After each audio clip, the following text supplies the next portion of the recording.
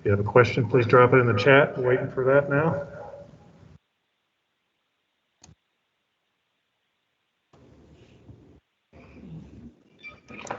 Go ahead, Shannon. Hey, Coach. It's been a crazy couple of days since we last talked to you. Can you kind of walk us through what's happened with your team since the Syracuse postponement? Yeah, we've had to subsequently test to see who was able to continue to practice and be able to play this weekend. We held one practice today that I just walked out of. And we had workouts yesterday with guys individually on their own while we waited for testing results to come back. And as a follow-up to that, do you think you'll be close to full strength tomorrow? I don't know. We have a conflict right now with our medical people and powers that be with their medical people. So right now, I don't know who's going to be available for the game tomorrow. To Kent Spencer. Yeah, Chris, I mean, obviously seems like there's something every day. Just how much of a challenge, has this week been for you guys?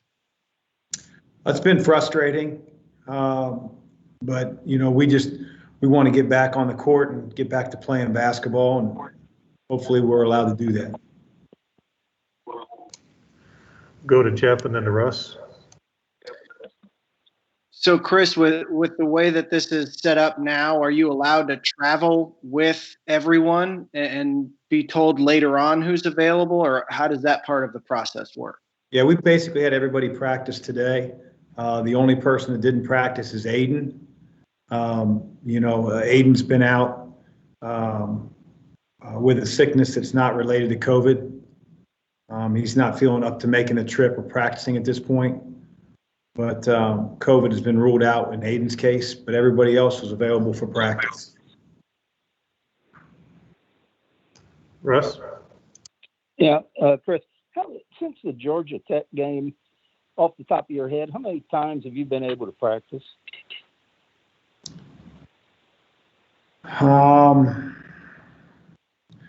That's a tough question to answer, Russ, because I was obviously out. I think there were 4 or 5 practices when I was out, so maybe 7. Yeah. As a follow-up to that, what kind of problems can a long break like this create for a team? Well, just conditioning would probably be the first thing that comes to mind. Just being sharp in what you're running, defensively being on it.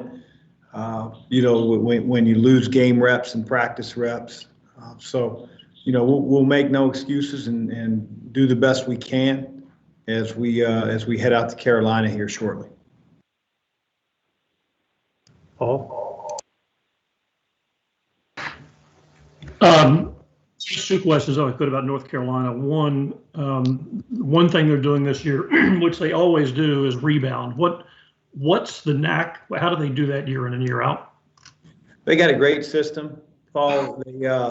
They generally play with 2 traditional big guys. Most teams around the country have sort of gone to more of a version that we're all used to now. That stretch 4 that handles the ball, that shoots it. Heck, some teams are playing with stretch 5s that don't post up that much.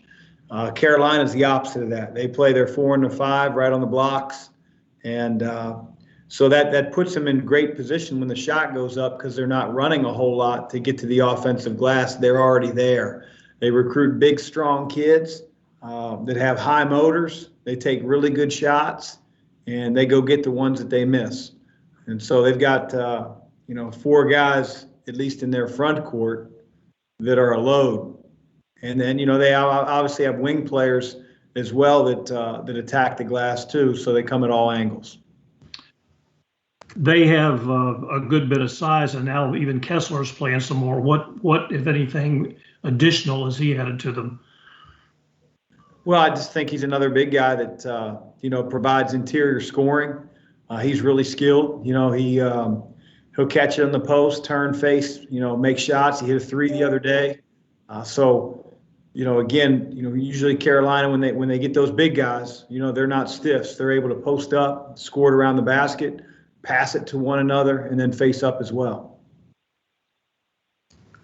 Shannon? I just wanted to follow up. I'm a little bit confused. So you're all following the ACC protocols, but what's the difference between the sets of medical people? Who will be available to play and who won't be? And who decides that? Not sure yet.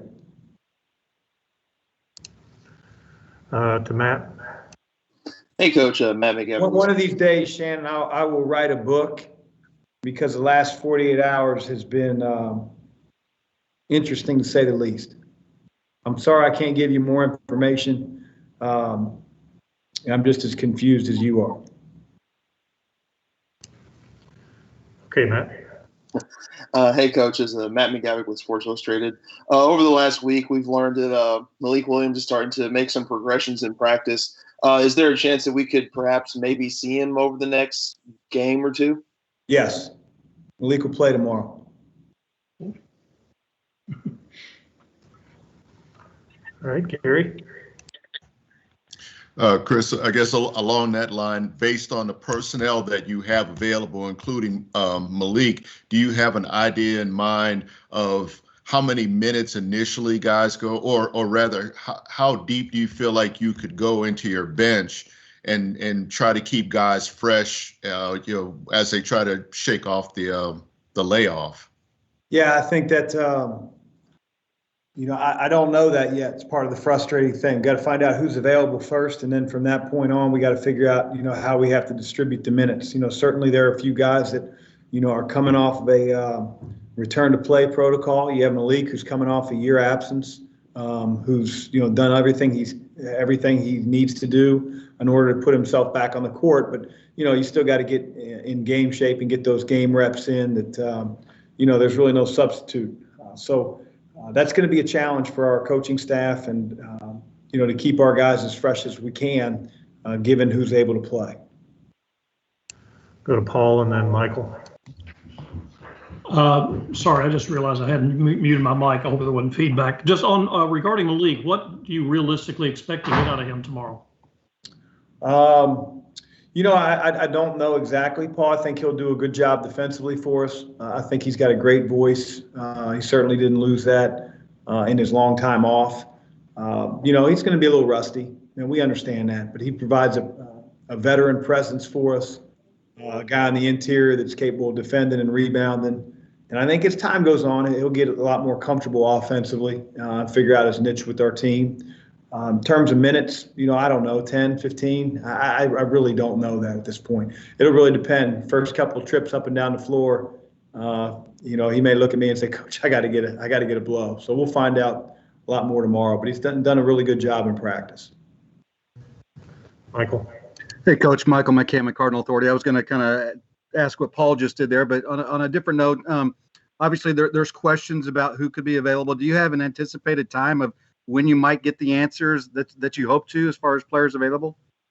Hopefully here in the next couple hours, but I got privy to that information as soon as I walked off the floor. Jody. Chris, throughout this whole week, how do you keep it's obviously been frustrating for everybody. How have you tried to keep the guys that were involved in this and the guys that weren't involved in all this, who were still practicing, kind of keep their emotions in check and keep them positive? Yeah, it's a challenge. I think our guys have been great.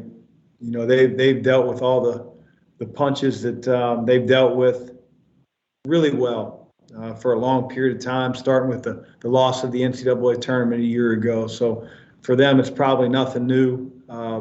We can't let it be demoralizing. We just got to be able to continue to have the best attitude and give the best effort we can. And I can't ask any more from our players than they've given.